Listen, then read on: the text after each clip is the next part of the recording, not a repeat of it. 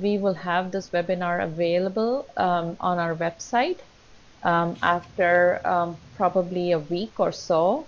And we would also be sending you a feedback evaluation. So please give us your feedback. We would really appreciate that. And with that, we will go ahead and get started. Barbara? Hello, good morning, everyone. Thank you, Nithya. Thank you, Nithya, for that introduction. I also want to just add that I've been training staff and families and people living with disabilities in person-centered thinking for over 20 years. And when we talk about person-centered thinking, we're not just talking about the plan, we're talking about how we interact with people, our actions. And person-centered thinking elements can be used with anybody, not just people with developmental disabilities. So I use the strategies with my 92-year-old mother to make sure we stay on course with the life she wants, but also helping those people helping her to stay on course and understand what's important to us. I changed the title a little bit from creating a person-centered plan to creating a plan with person-centered elements. I think as families and as professionals, if there are professionals on the line, we need to remember that plans are developed services, whether it's an IEP for children in school or whether it's an ISP if someone has a waiver or is receiving supports from other agencies. We also need to remember that plans need to be compliant with law, with rule, with regulations, and with local procedures. So sometimes people are like, we're writing person-centered plans, and then they tell me they're 8 to 60 pages long. Well, they're writing those plans so they're compliant with everything they need to do to authorize the supports. But every plan should include person-centered elements. And a lot of the staff in Ohio have been trained to use those tools and skills from both the learning community for person-centered practices, but also from Life Course, and I'll talk about both of those.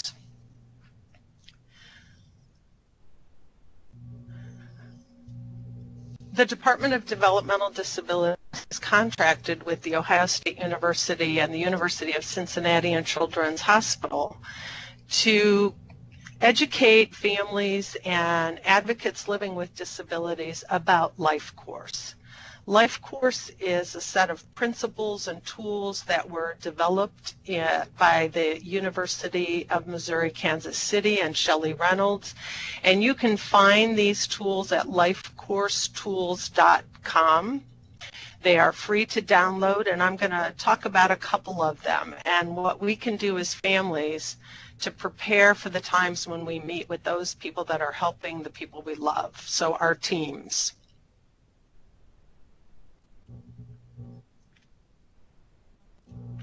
So a little bit about me. I'm the oldest of three. Both of my brothers had disabilities. Jim was 2 years younger than me. Nick was 2 years younger than Jim. And I love the picture of us going to see Santa because even at an early age, siblings are told to take care of their brothers and sisters. And I'm clutching Jim's hand. He is not happy to be there. Neither is Nick. I guess I'm the only one that likes Santa at the time. The other pictures are pictures of Nick pursuing his dreams. When we each turned 16, Jim and I both learned to drive. My mother was a non-driver, so we were the drivers, and Nick wanted to drive, and I knew that that was probably not going to happen, but Jim was a little more creative than I was, and we took Nick out and put him in the car and took photos. And for Nick, that was very important, because we were creative, we addressed an outcome he had, We took those photos, we had them developed, we showed our mother, and I don't need to tell you what her reaction was. What do you think you're doing? And we're like, the car didn't move, Mom. We just took the pictures. And then the top picture is Nick wanted to go on vacation, not with a group of people with disabilities, but on his own. And he worked on that outcome for several years until he could afford it and pay for it. So part of the point of this also is that families are very resilient, we're very creative, and the system may not be able to help us move towards all our outcomes. Some of it they may help us, some of it they may be able to fund, but some may be things that we need to do. So what does person-centered really mean? When I ask staff and when I ask families, I usually hear these three things. These are the top three. And I think they're cliches. We all know what cliches are. Cliches are things that we say so much that they really have no meaning. People tell me, well, it's all about the person. And my response is Nick was born in 1958, and for his entire life until he passed away, it was all about Nick. So what's the difference? They'll tell me the person was at the center, and I'll say, yes, Nick was always at the center. Who else would have been? And they tell me that being person-centered means thinking outside the box, and I always ask, what's the box? I want to shift the thinking, and I want to be a little more concrete in what person-centered means. What it means is we need to think about possibilities, opportunities, and experiences to support people to have a life they value. But that doesn't mean that it's make-a-wish. We don't, just because somebody wants something doesn't mean we're going to be able to do it or we have to do it. Person-centered thinking means that we treat people with respect, we listen to them, and our outcomes are that people have positive control over a life they value. We also want to make sure that people are recognized and valued as a contributing citizen, and that people have support through relationships, just as we all do. Relationships that are both paid and unpaid. So we want people to get better lives, not just better paper, which is why we say we use person-centered thinking, not necessarily calling it a person-centered plan. But how are we thinking about things? How are we providing that support? And how are those captured in the plan that authorizes the services? So we need to define good life. What is a good life for any of us, anybody? And remember, person-centered thinking is not something that's DD specific.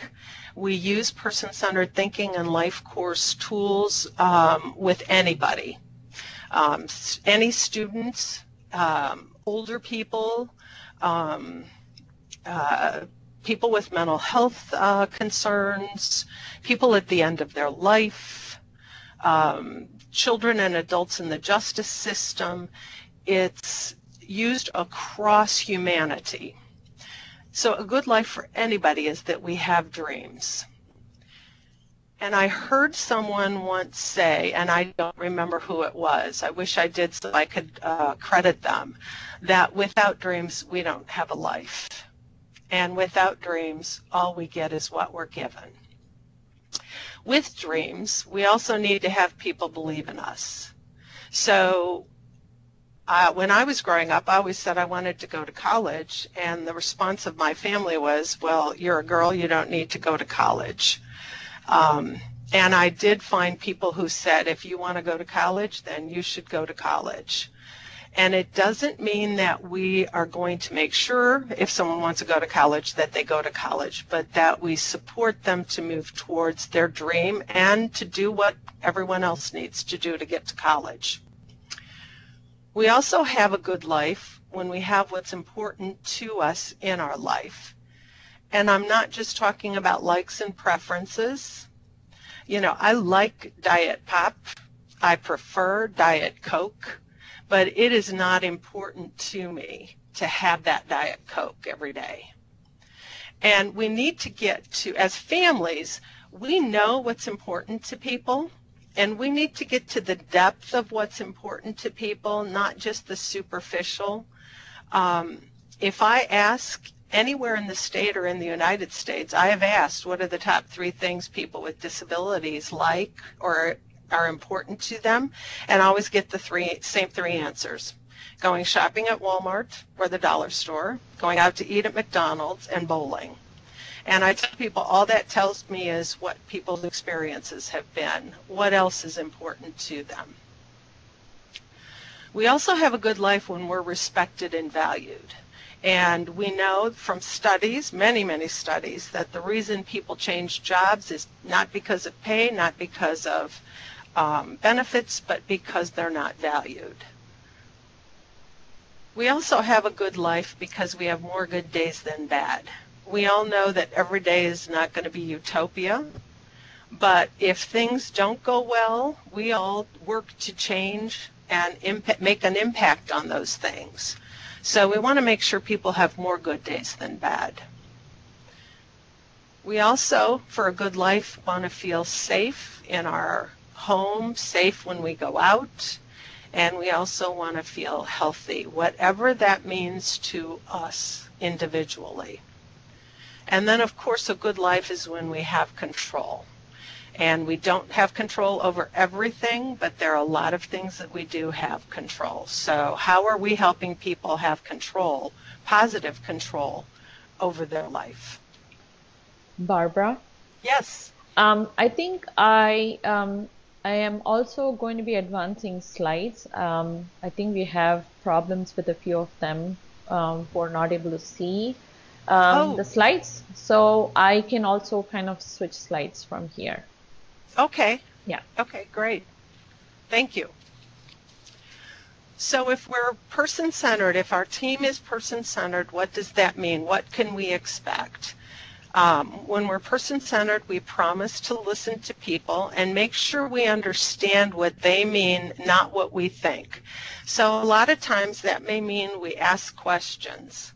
A lot of times someone says something and we assume it means the same thing that it means to us. So for example, one woman I know said she wanted to go to college, and when we asked her, what does that mean to you? What does going to college look like for you? She explained that her sister went to college. They both lived with their parents, so her sister commuted to college. And her sister would come home every day and talk about how she met her friends and had lunch in the quadrangle, and that it was so nice to be able to sit and have lunch with her friends. What this young woman wanted to do was to spend time with friends, not to take classes, not to take tests, and not to write papers. So we have to make sure we know what the person means. But person-centered also means that we act on what we hear. So staff may not be able to authorize dollars. They may not be able to provide that support, but they can help find resources, connect you to entities that can provide the support, brainstorm with you about ideas, and help develop maybe some action steps to help you work towards that outcome. May not be able to pay for the college, but maybe we can find ways to have that college experience or how to get the supports. Person-centered thinking is also a promise to be honest. So telling people, I don't know, I have to find out more about that, I'm not sure what to do. Or even saying, I can't help you with that because that's in conflict with your health and safety or the health and safety of the public. So I can't help you do that. When we're talking about person-centered thinking, you may hear teams talk about important to and important for. Important to is what the person tells us with their words or their behavior. And as Nithya shared, I'm a speech-language pathologist. I've worked in the field for over 40 years. I have yet to meet the person who doesn't indicate to us what they like, what's important to them, and what they don't like or what's not working in their life, either using words or signs or other communication systems or their behavior. And by behavior, I don't just mean challenging behavior. I mean just the way they act, the way they respond. Important for is what other people think. Families, staff, professionals. And when we're doing person-centered, we want to make sure we address whatever is important for the person, for their health and safety, within the context of what's important to them. So when we talk about what's important to, we're not just talking about likes and preferences. We're talking about who are those people that are important to them. And things that are important to bring us comfort, they bring us happiness, they help us feel content and satisfied in our life. So if you think about what's important to you, I'm guessing that you're going to come up with more than eating at McDonald's, shopping at Walmart, and bowling. We all know that what's critical for people to have a good life is relationships, people who care about them, people that they care about. So teams may ask you, who are the people that are close to the person you love? Who do they like to be with? And we may even ask, why do they like this person? What qualities about this person make them someone that they want to be around? Because that also helps us figure out how to best support the person, maybe how to find a good match for supports. And it's not just family, but who in the family. It's got to be broader than just a generic term. Because just like you and I, we may love everyone in our family, but they are not all equally important to us. And sometimes we like them and sometimes maybe we don't. When we talk about things that are important to us, we also want to look at status and control. You and I all have status and control. We have things in our lives that give us status. The keys to our house, the keys to our car, probably our smartphones. So what is it that's important to the people that we love and the people we work with? For Nick, it was to be seen as a driver, even though the car did not move. And when Nick was ill and dying, he wanted the pictures. He asked me, "Sis, do you have the pictures of me driving? I want to show staff that I drove." And I said, "Nick, you do know that car did not move." "I don't care, sis. I want them to see I drove." So that is status. What else do people have that give them status and control? For Nick, before technology was great, we made sure he had control over things like the TV, and he could control things in his environment as much as possible. And when we were growing up, the technology was not really there. So we as a family were pretty creative on how can we do this. What's important to us are also things to do and places to go. So where do people like to go? When I talk to people, I find out that people like to go, they belong in a spiritual community, and that's important to them, is to go to that spiritual community. Some people have told me going to the gym, because people know them at the gym. And things to do. You know, I always tell families and staff, what is it that you would pack if you were going away from your home? Those are probably the things that are important to you. Are they, do you pack specific toiletries? Do you pack your smartphone? Do you pack the charger? And those items may not be important to you, but what is it about those items that's important to you? Oftentimes we'll ask people receiving supports and families and staff, tell us about people's routines and rituals. What do they do when they get up? What do they do before they go to bed? What do they like to do on weekends? Because by asking about rituals and routines, we find out what's important to people. So I know I've worked with people who, when they came home from day program, they wanted to watch a certain show. And so we would write in the plans, you know, when they first come home, they got to have that half hour or an hour to watch their favorite show. How many of us have transition routines when we come in the house? We put our keys in a certain place. We might put our purse or a briefcase in a certain place. Do we change into comfortable clothes? What are those rituals and routines? Also, rhythm and pace. And we all know this as family members. Is the person a morning person? Do they get up and go, or do they need time to get ready? And this helps with providing supports. It also helps with, when we're looking for employment, to know what is that person's rhythm and pace. And then things to have. What do they need to have? I have a friend who's a sibling and says that her sister always has to have a piece of string with her. It could be in her pocket. It might be in her hand. It's one piece of string because that gives her comfort. Important for are the things that, as professionals and as family members, we've always heard be addressed. Health and safety. So we know that. It's mandated, it's in rule, it's an expectation. We have to ensure people's health and safety, and we have to ensure the safety of the community. But we also need to broaden our perspective of what's health and safety, to look at also prevention, wellness, and also that people are free from fear.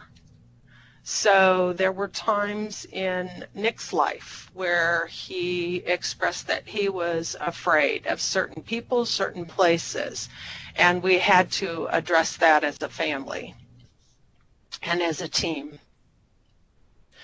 Another piece that's important for people as we think in a person-centered thinking approach is what's important for people to be seen as valued, contributing citizens. So, you know, the way they interact with people, the way they dress.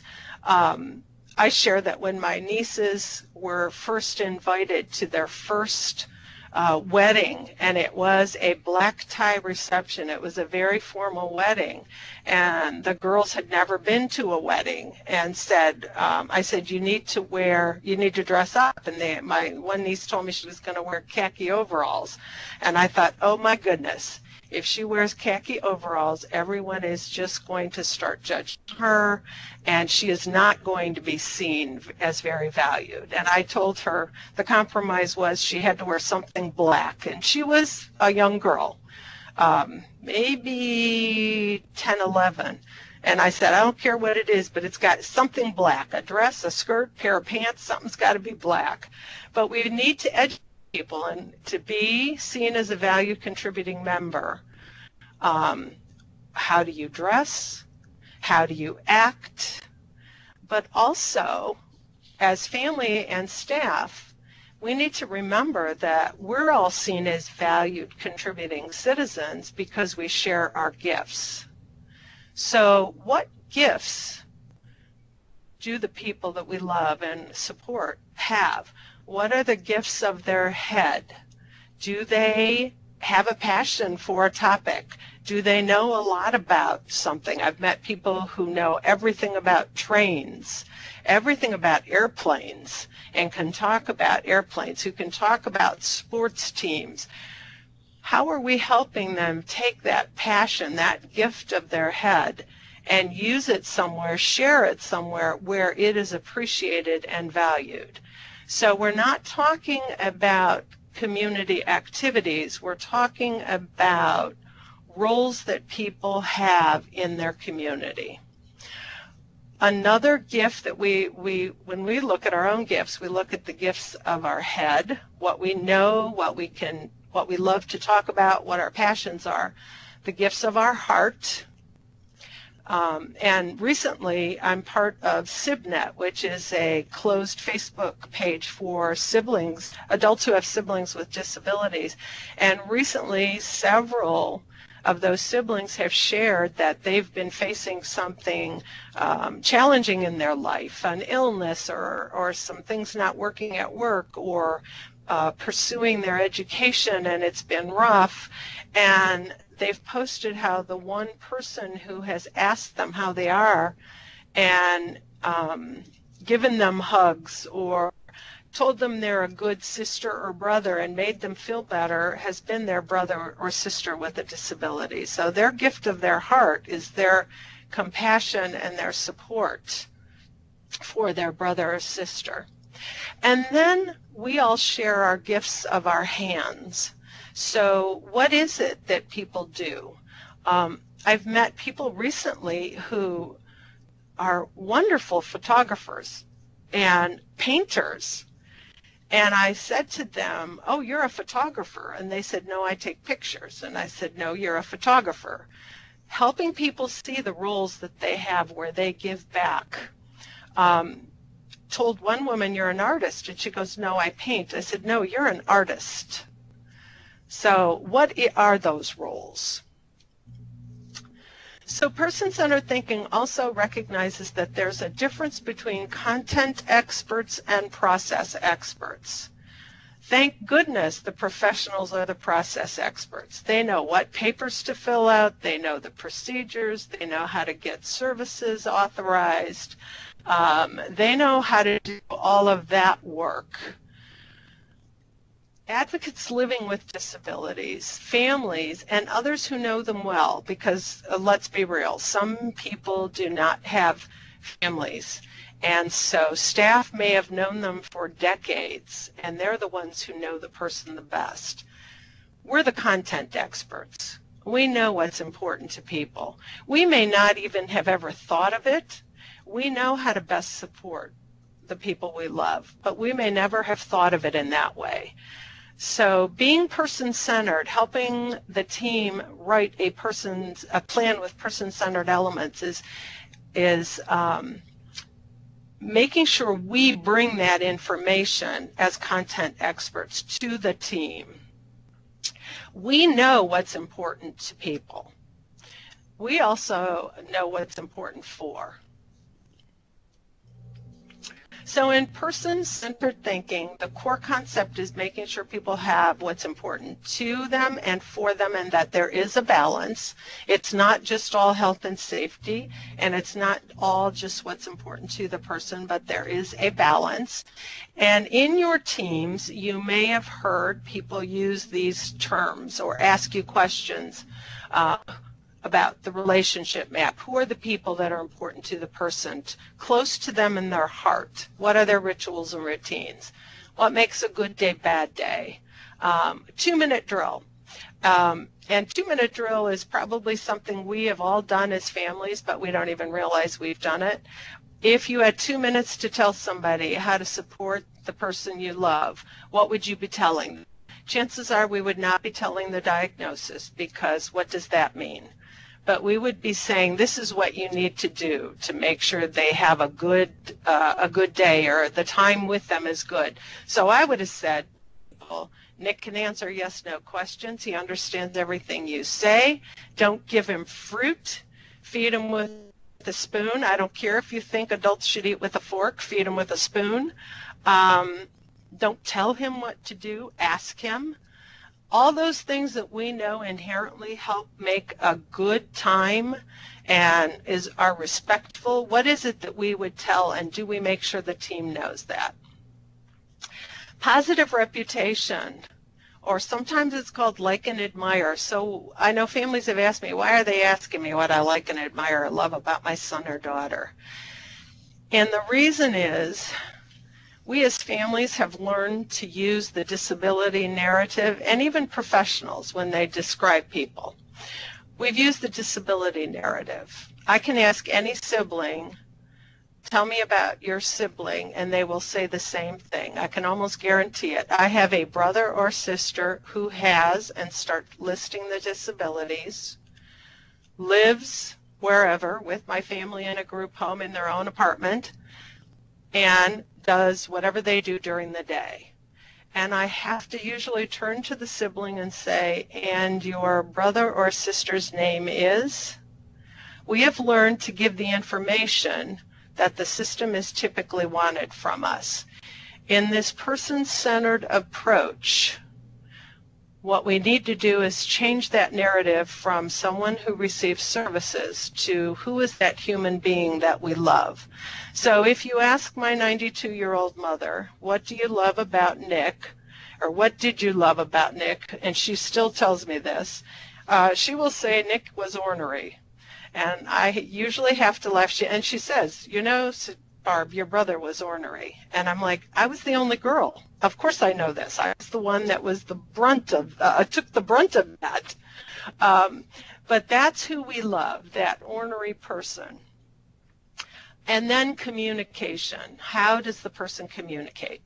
I've also put on here some of the other language that you may hear teams use, what's working or not working in their life, 4+1 questions, and management skills.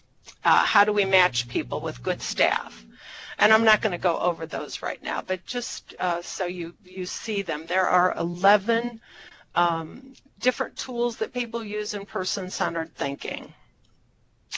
So person-centered thinking and life course. They are not two different approaches. Both have the same set of principles. They can be used with all people. Their outcome is to help people have a life they value and to help people work towards their personal outcomes, to empower all people and families, and to help facilitate conversations. The outcomes for both is that people have a life they value and they're seen as valued, contributing citizens. Not just people that go on activities, but people who give and share their gifts. In Life Course, and Life Course was developed at the University of Missouri, Kansas City. The development was led by Shelley Reynolds, who herself has a brother with a disability. The Life Course tools are a set of principles, again, to support people to have a good life. And as families, I know in the IEP world, there are different domains and headings. In the ISP world, or individual service plan, there are different headings that are used for domains. But when I talk to families, I just say, what do you see for the person that you love? Where do they live? Where do you see them possibly living? What do you see them doing during the day? What do you see them doing with friends? What is their spiritual life? And this can also be where we look at diversity. And also an important too, we would ask about diversity. What's important to you and your family, in your culture, in your spiritual life? Looking at healthy living, looking at what needs to be in place for the person to feel safe. And so what needs to be in place so the person can participate in decisions and advocate and be part of their community. When we think about envisioning a future for someone that we love or for ourselves, we have that vision and then we start looking at, well, what do I need to do to get there? What are the expectations of going to college? What experiences should I have? What are the possible opportunities? Can I sit in on a class? Can I go and shadow someone who goes to college? And then continue to think of more possibilities. So when people say we need to think out of the box, what we should be saying is, what are the possibilities? What are the experiences that people can have? Where can we get those experiences? And also ask ourselves, what would any person who wants to do this have to do? In Life Course, we call this anticipatory guidance. And we think about what does anyone need to do? And I'm going to go to the next slide. So one of the tools in Life Course is the trajectory. And I love the trajectory. I love helping self-advocates think about what makes a good life for them. I love working with families, and I love working with staff to help them have that conversation with families. Again, you can download this form. It is free on lifecoursetools.com. I tell staff, print this out and give this to families or self-advocates to think about. But what we need to do as families is look at what makes a good life. Not what services are we looking for, but what makes a good life. I've asked parents whose children are just leaving early intervention, or have just left, so are 3 to 6 years old. What do you envision for your son or daughter? What do you see them doing at age 25? And I say 25 so they think beyond school and, okay, now what? And I'll never forget, one mom told me, I want my daughter to find a passion in life. And I said, what do you mean? And she goes, I want her to have something that she loves doing, that she has a passion for. And so I said, what are you going to, you need to tell your team that. You need to keep reminding them. I want my daughter to have a passion. The other thing other parents have said about young children is, I want them to have people who love them more than just their parents and grandparents. I want them to be invited over to other people's house and have friends. A lot of them have said, I want them to be invited to a birthday party. So think of that good life, that vision that you have. When I've asked self-advocates what they want, they will say, I want my own place to live. I want money so I can do stuff. I want a boyfriend or girlfriend, or I want to be able to see my boyfriend and girlfriend more than just at the day program. I want a job that I like. I want to feel good. And when I've asked people, what does that mean? They have told me, I don't want to take as many medications. I don't want to be anxious all the time. But in their words, they want to feel good. When I've asked people, as self-advocates, what don't you want? They don't want drama. And that has come out so much across groups. I've had the opportunity to share the trajectory and have self-advocates do their own trajectory in multiple groups.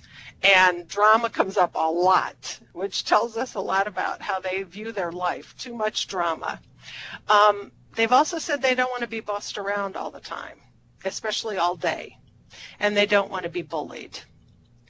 So we all know that our life is not a straight trajectory. We don't go straight up to having a wonderful life, that there are hiccups and there are bumps in the road. But this trajectory helps us stay focused on what our values are, what our outcomes are. So for my mother, when she had some issues, her trajectory was, I want to go back and live in my own home in 30 days. And the people supporting her and supporting our family kept saying, well, you need to look at nursing home, you need to look at assisted living. And I'd say, excuse me, her vision, her outcome is to go back to her home in 30 days. So what do we need to do to get there? And I had to keep articulating it. I say that because families and advocates, we may have to keep reminding the team, this is where we want to go. How do we get there? How can we get there and avoid the things that we don't want? My mother is in her own home living alone, but only because we had to keep pushing for that. What do we need in place? When I ask siblings, what do you want for your brother or sister's life? The outcomes they want have been, I want them to have something meaningful to do during the day. I want them to have friends more than just me and their paid staff. And I want them to have room for their stuff, because some of their brothers and sisters live in shared apartments and houses, and they said they don't even have enough room to have the videos they like or the stuff that they like to have around them. So what is it that they want? I tell families, and I tell staff, first of all, give this to the families or to the self-advocate. I tell self-advocates and families, write the information down on the trajectory. Paper is power. Our whole lives, we've been given lots of paper. I tell families, now it's our turn to give the paper to the team supporting us and say, this is what we want. So you can see that most people, and I say most people, not just people with disabilities, say that a good life is that we have friends, we have family, we have the money that we need, we have a job we like, we have our own home, we have faith, we have vacations, we have our health, we have choice and control, and we have freedom. On the bottom of this trajectory, you see that there are symbols, icons for the lifespan, and that's there to help us think of anticipatory, what needs to happen, that mother that had a 3-year-old, what did she need to do across the lifespan to make sure that her child found a passion in her life? So what opportunities could she provide? What experiences could she make sure she had? What could she ask the team for help with? The trajectory, the SSAs that I've had the opportunity to work with have said that the trajectory really helps them have that conversation about what's your outcome. And an outcome, a personal outcome, is not a service. Get a waiver, I can't think of any of what else. Oh, go to the certain day program or get a job working at wherever. But what does life look like? And we also, as families, need to think about, and professionals, think about the jargon that we use. Like, I still don't know what be more independent means. And I'll ask people, what does that mean? What is it that you want to do that will show people that you are more independent? And the other thing we need to remember is that a lot of the things that we think people with disabilities need to do, other adults don't need to do. So, for example, when Jim became disabled, had a disability in his 30s as a result of an accident, my brother Jim. Nick, on the other hand, was diagnosed when he was 6 months old with cerebral palsy.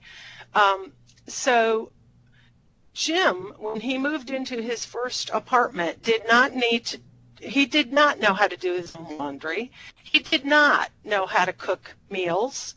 What is it that people need to have in place to move into their own place? And it is not to be independent, but to have the support. So I can't tell you how many times Jim would call and say, now how do I make this again? And that's support. So let's not be unrealistic with what people need to be able to do to have a good life. SSAs have said and families have said this trajectory helps keep the team on track. And early intervention specialists throughout the state want to start using this in early intervention to help families identify a vision and help them during the transition from early intervention to school age supports to help keep that vision in place. Of course, the vision will change. If you're going to do a trajectory, you should do a trajectory for the family, from the family's perspective, but also from your loved one's perspective, and then see how can you find the common ground, and how do you work on that. So you should always do the trajectory from the person's perspective. And you may say, but how do I know my family member doesn't talk? But what is a good life? You know what a good life is. Another tool that's used both by the person-centered thinking community but also by the life course community is the one-page description. I don't know how long your plans are, but when I ask SSAs, they tell me anything from 8 to 60 pages long. That's a long document, even 8 pages. Most people are not going to read the 8 pages. The people who actually support the person are probably not going to read the 60 pages.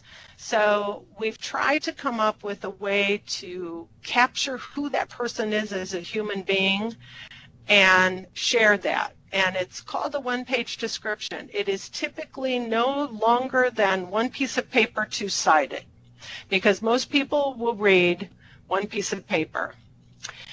Usually it is written for a specific reason. So some county boards in Ohio write a one-page description as part of the ISP, and with the person receiving supports, and everyone on the team gets a copy. So they have this quick snapshot. Some people write it for jobs. They use it as part of their resume.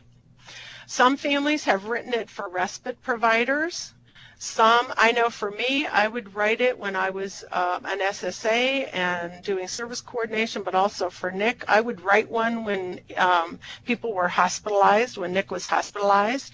And at minimum, it should have these 3 areas. What do people like and admire about the person? What's important to them, and how to best support. You can find examples. You can Google one-page descriptions. People going through cancer treatment have written them and given them to the nurses and the technicians, giving them the treatment. One mom wrote it for doctor's appointments and how to best support. Don't tell my son it's not going to hurt. You know, very clear things. What we don't write on the one-page description are the diagnoses, because we want people to see who this human being is. So I'm sharing Nick's one-page profile. He always wanted to be called Nick the Greek. That is what is written on his marker on his grave. Greek. My mother asked him, what do you want? And he said, Nick the Greek. What's important, the great things about him, I didn't put ornery on here, but I should have. But Nick was very intuitive. His staff would tell me if he didn't like a staff member that they would start watching them because something was not right. He had a sense of humor. He was trustworthy, loving, caring, devoted, honest. If you look at those words, those are all human qualities. And that's what we wanted people to see about Nick, not that he couldn't do anything for himself and needed total supports. What was important to him, you see, chatting with me every night, family events, Greek culture, traditions, and religion, and that was very important when he was at the end of his life, that his staff knew that, and they did, and they respected that.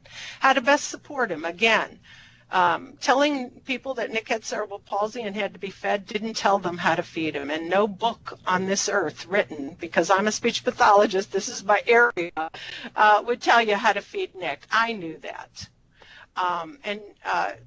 What was important to him and how to best support him was treat him as an adult. He would say, don't people know I'm an adult? I'm old enough to be their father. Sorry. So when you go, think about writing a person-centered description. Many have written them and given them to staff, given them to the teacher at the beginning of the school year, have written them for medical appointments and faxed them to the doctor's office before the appointment, and maybe wrote things like, don't keep us waiting in the waiting room, put us in a small room immediately. One mother wrote, don't tell him to take off his headphones, always look at him and talk to him, Don't tell them it won't hurt. What else? So whatever is important for that person to know when they're interacting with your family member. Some county boards have written them when people have gone to new day programs because they said, we've known this person for 20 years. And they've written it with the person. It doesn't have to be on a template. You saw Nick's. It's just a Word document. I put a photo because I like seeing the photograph of the person. And Nick is sitting, you saw Nick sitting in a convertible because he loved cars, and that was a cool car. And we happened to have a friend with a convertible. And I said, can I take a picture of Nick in your car? Some people have used them when they're interviewing providers and handed it to them. This is a little bit about me. Can you help me? And providers have used it for staff training and orientation for new staff. So when you go through a planning process, we know that the team is going to ask you information, they're going to plan, they're going to authorize services, they want to review how services are going, they want to problem solve and empower you, and these tools can help with that process. So how do you know your plan has person-centered elements? First of all, you should see your personal outcome on that plan, your family member's personal outcome, not a service, not a program, but what does life look like? What's important to that person should be identified, and there should be details. It shouldn't be the holy trinity of Walmart, McDonald's, and bowling. That there's a balance of what's important to the person and for the person. That the information came from the content experts. In other words, the self-advocates, the families, and the people who know them the best. That the person is not just described by their disability labels, so what do people like and admire, what are those human qualities, that the support described is taking into account what's important too. So feeding Nick with a spoon was important to him because when staff tried to feed him with a fork, they invariably jabbed him, and then he would have sores in his mouth. And it was important for his health and safety to not have those sores, but it also was important to him to not be poked. And also that the services, any actions, the resources help the person move towards their good life. I've listed some resources where you can, websites where you can get more information. And Nithya, that's all I have. And I can't see if there are any questions. Thank you, Barbara.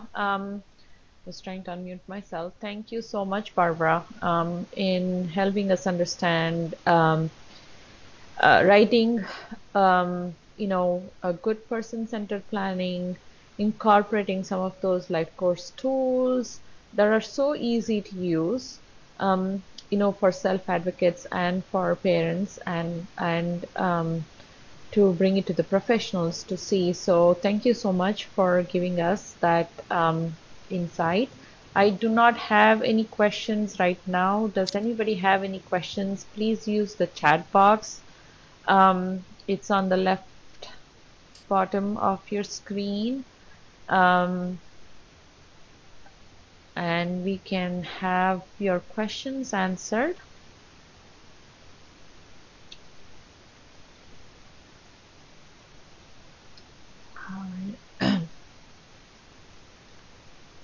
I can try to unmute. I'm gonna see if I can unmute the audience, and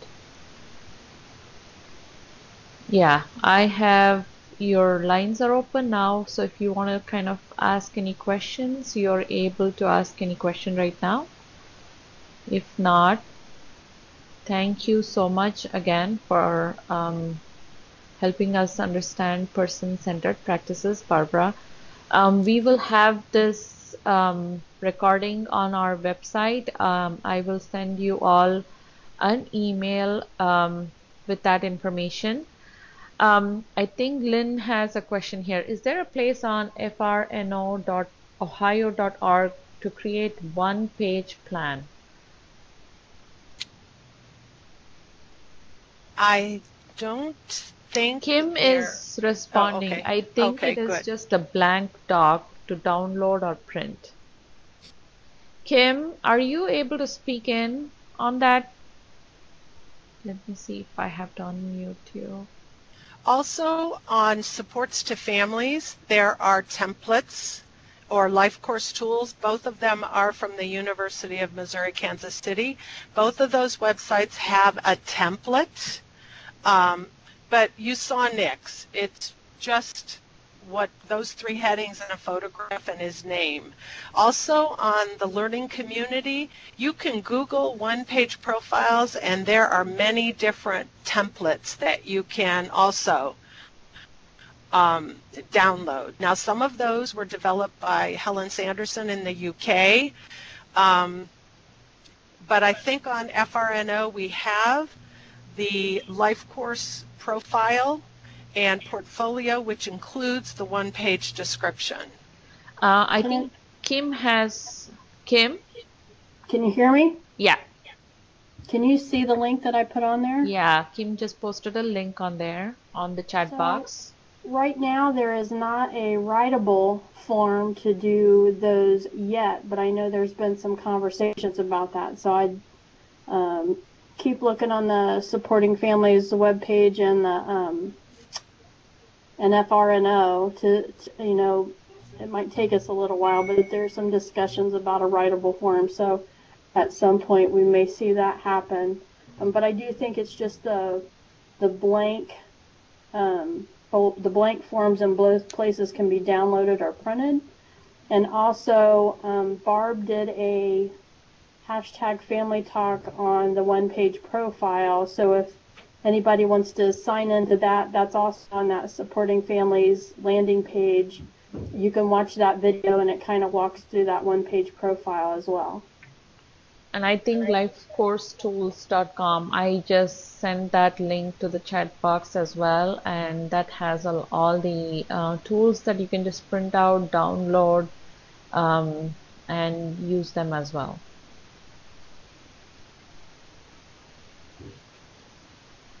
So again, thank you, Barbara, for coming in today and speaking to us on person-centered practices.